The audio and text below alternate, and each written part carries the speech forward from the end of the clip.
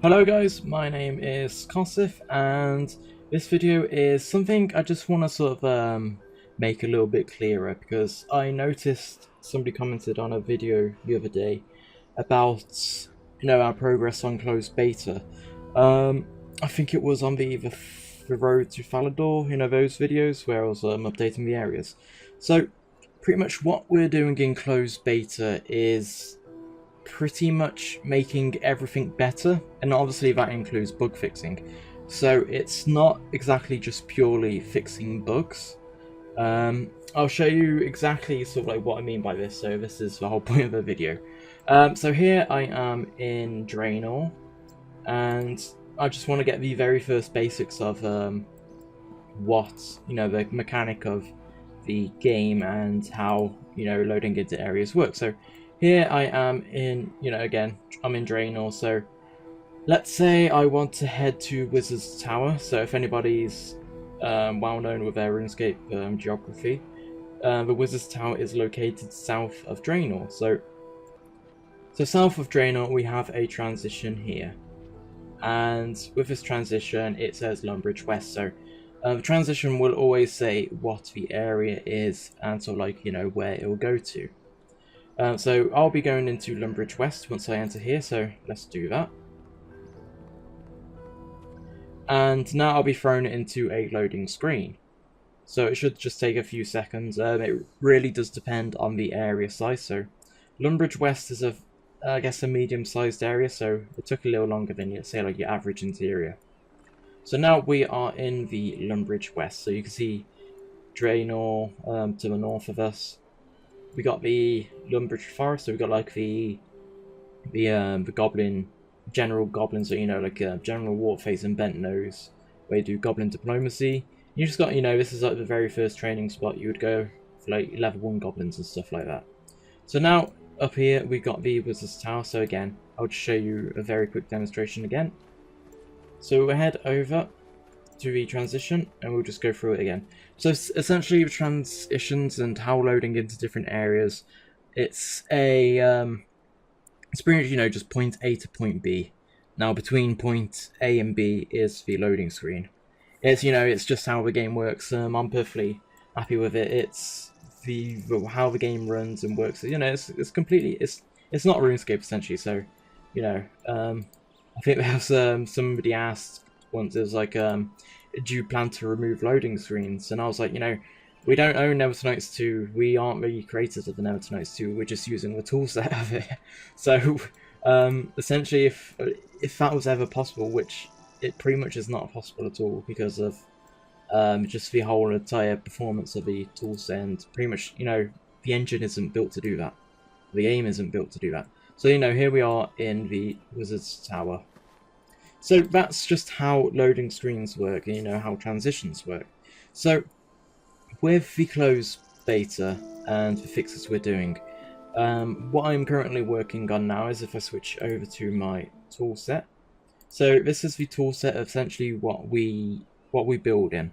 So here we have what I now call South Falador.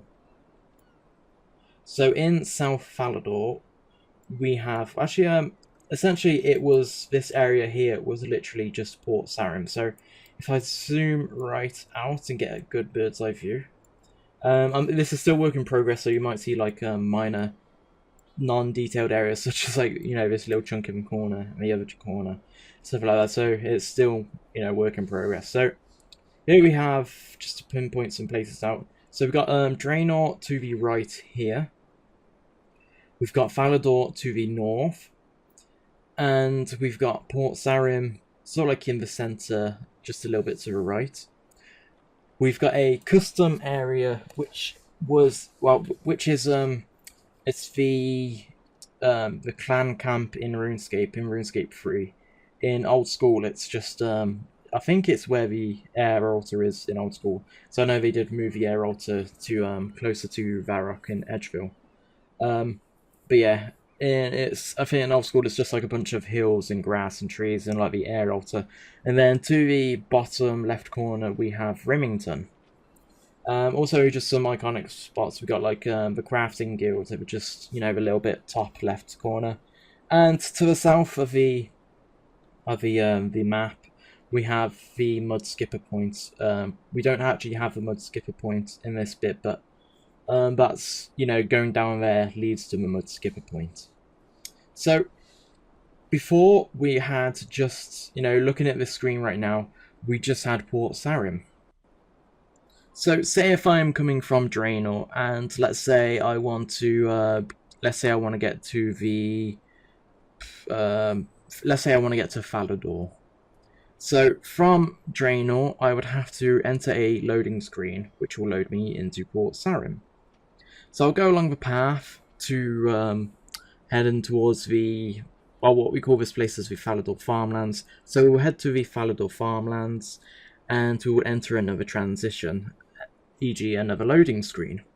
So once we get into this area, we'll need to go up. So just straight up into the path, and then we'll enter another loading screen. So that's pretty much a total of 3 loading screens in like, you know, just trying to get to one area from another. So from here, what we've done is we've pretty much just combined all these areas into one.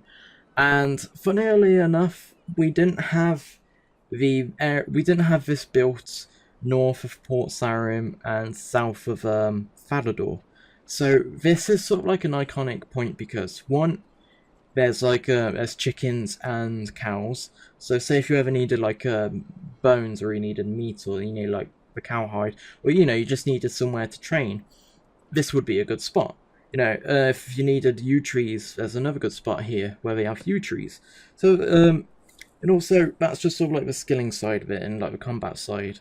It's also a very good way of getting from point A to point B. So again, say if from Draenor, I would have to make a really, it's pretty like a long walk, I would say, to Falador. But whereas say if I was in Draenor again, I could just go up a little bit, then just literally just cut across, just skipping the entire, you know, the long walk.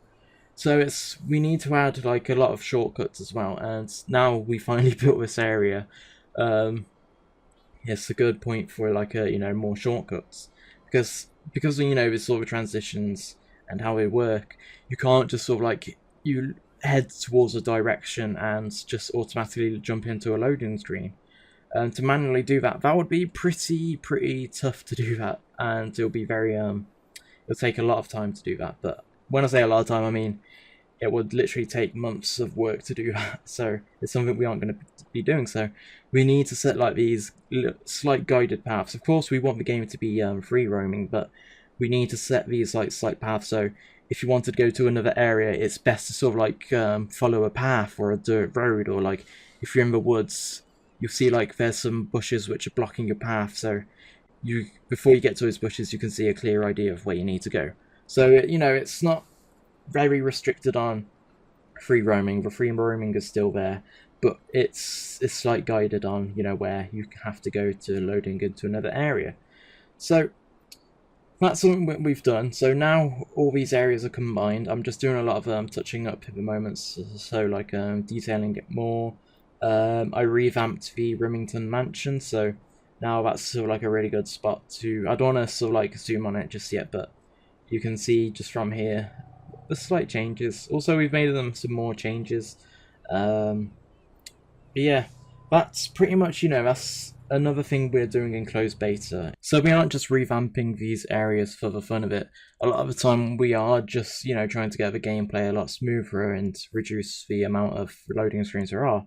So that's it for the video, guys, and I'll see you next time. Peace.